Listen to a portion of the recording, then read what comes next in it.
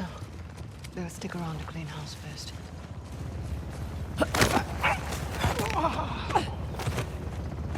السلام عليكم واهلا وسهلا فيكم جميعا. بعتقد لعبة انشارتد غنية عن التعريف وما في داعي اعمل مقدمة مثل اي لعبة اخرى، فيلا خلونا ندخل مباشرة بالمراجعة وبدون مقدمات. الارث المفقود هي اضافة مستقلة للعبة انشارتد 4، بتدور احداثها بعد الجزء الرابع بفترة مو طويلة. بتلعب فيها بشخصية كلوي اللي بتخوض مغامرة مع نادين روس واللي هي عدوة نيثان دريك. بالجزء الرابع بتدور أحداث القصة بالهند، بتبحث بدورك ككلوي عن التاسك أوف غانيش أو ناب غانيش من لواء عسكري اسمه أيساف، ومن هنيك بتبدأ مغامرتك المكونة من 9 مراحل مختلفة. اللعبة بتعطيك حرية بالاستكشاف أكثر من الجزء الرابع. في أحد المناطق باللعبة بتكون لك حرية شبه كاملة باستكشاف المنطقة وإنهائها بالشكل اللي بتحبه وبالترتيب اللي بدك إياه. الجو العام للعبة ممتاز، بتشعر نفسك فعلا بالهند سواء من بيئة اللعب أو الساوند تراك أو التمثيل الصوتي الأكثر من رائع. أداء الممثلين الصوتيين مميز والحوارات جميلة. لما غاب نيثان دريك وفيكتور سوليفان من هالجزء خفت يفقدوا الأبطال الحس الفكاهي تبعهم بالحوارات،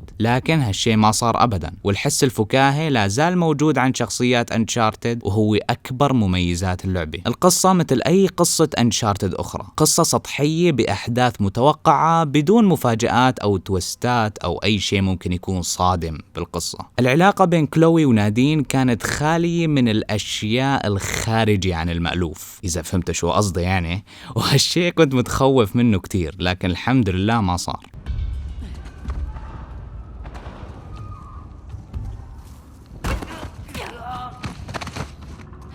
And that's that.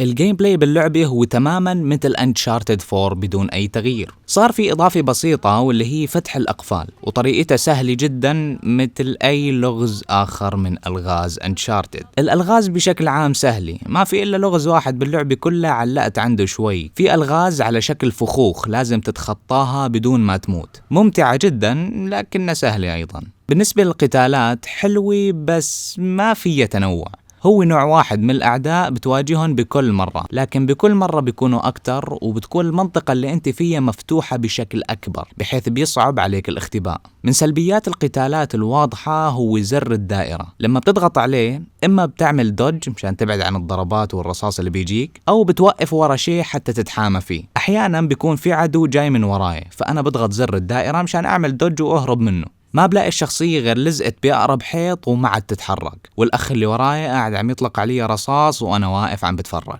مت أكتر من مرة بهالطريقة الغبية للأسف. بشكل عام الجيم بلاي حلو، بيعطيك مجموعة ممتعة من القتالات وحل الألغاز والبحث عن الكنوز والتسلق والهروب من الأماكن المدمرة وهالشغلات هاي. يعيبه فقط التكرار والسهولة بشكل عام. What? They're just large flying rodents. Actually, no, they're not. Yeah, they are. They're closer to primates and lemurs. Okay, well, I'll look it up. There we go. أكثر ما يميز اللعبة هو الجرافيكس. بيئات اللعب مصممة بشكل متقن ورائع. في بعض الأحيان كنت وقف بس واتفرج على المناظر اللي حواليه والطبيعة الخلابة اللي تم تصميمها بشكل جبار مع الاهتمام بأدق التفاصيل. منظر المياه باللعبة مغري جدا، أحيانا كنت أخذ بريك من اللعب وأقعد أسبح. تصميم الشخصيات لا زال ممتاز. تصميم شخصية كلوي حسيته شبيه شوي بتصميم لارا كروفت من توم برايدر. الإبداع بتصميم اللعبة بينطبق على كل شيء، وأي شيء يخص الجانب التصميمي من اللعبة تم صقله بشكل ممتاز جدا. اللعبة بتشتغل ب30 إطار تماما مثل الجزء الرابع. بتدعم ال PS4 Pro وبتشتغل عليه بدقة 1440p.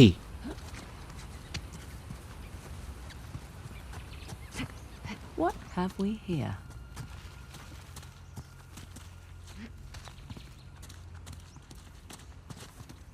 Let's see. بشكل عام لعبة أنشارتد الإرث المفقود كانت ممتعة وتكملة رائعة لأنشارتد 4. بالعكس أنا بشوفها أفضل من أنشارتد 4 في بعض الأحيان. إذا عجبتك أنشارتد 4، مع إني ما بعرف شخص ما عجبته أنشارتد 4، لكن إذا عجبتك أنشارتد 4 فرح تعجبك The Lost Legacy إن شاء الله، لأن اللعبة هي نفس أنشارتد 4 تماما، بس بدل ما يكون البطل ذكر صارت البطلة أنثى. طور القصة من 7 إلى 8 ساعات تقريبا، نصف عمر اللعبة الأصلية، لأنه Uncharted 4 كانت 14 ساعة تقريبا. أكبر سلبية بشوفها بأنشارتد The Lost Legacy هو السعر، $40 بشوفه غالي شوي مقارنة بحجم الإضافة. أما لو عندك السيزن باس والنسخ الخاصة هديك فرح تاخد اللعبة مجانا. اللعبة متوفرة حصريا على جهاز البلاي ستيشن 4. تقييم النهائي للعبة Uncharted الإرث المفقود 8.5 من 10. إذا عجبك المقطع لايك واشترك بالقناة. شكرا على المتابعة، إلى اللقاء.